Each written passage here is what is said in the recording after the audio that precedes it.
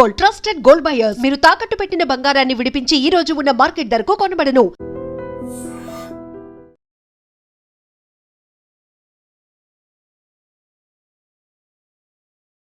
మేము సుమారుగా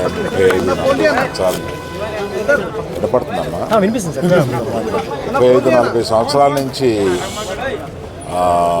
మేము కుటుంబాలు కలిసి ఉండేవాళ్ళం. మా నాన్నగారికి ప్రత్యేకంగా కోట శ్రీనివాసరావు గారు అంటే చాలా ఇష్టం. వాళ్ళిద్దరూ కలిపి చాలా సినిమాలు నటించారు. నాకు కోట శ్రీనివాసరావు గారితో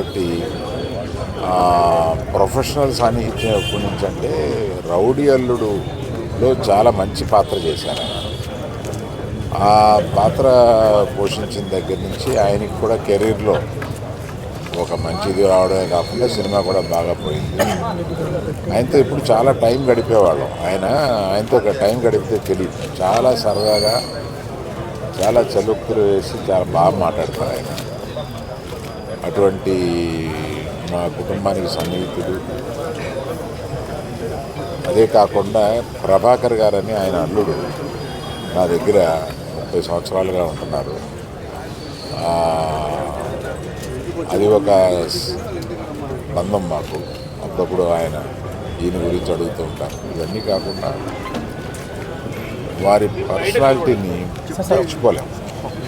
ఎప్పుడు ఆయనతోటి I look forward to spend time. అటువంటి ఆయన వాళ్ళు లేరు. ఆయన కుటుంబానికి నా ప్రగాఢ సానుభూతి తెలియజేస్తున్నారు. ఆయన లేని లోటు తీరని లోటు ఇండస్ట్రీకి చాలా పెద్ద లాస్. అండ్ మా అందరికీ చాలా ధైర్యం చెప్పేవారు. అండ్ చాలా నేర్చుకున్నాం. ఈరోజు సడన్గా ఇది మేము యాక్చువల్గా డైజెస్ట్ చేసుకోలేకపోతున్నాం.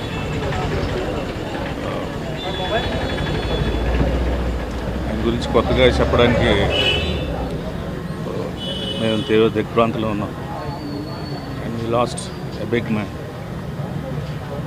ఎన్నో సినిమాలు మేము చాలా నేర్చుకున్నాం. షూటింగ్లో కూడా చాలా సూచనలు కానీ ఎలా ఉండాలి నేర్పించేవారు. ఈరోజు ఆయన లేదు అంటేనే మేము పట్టుకోలేకపోతున్నాం.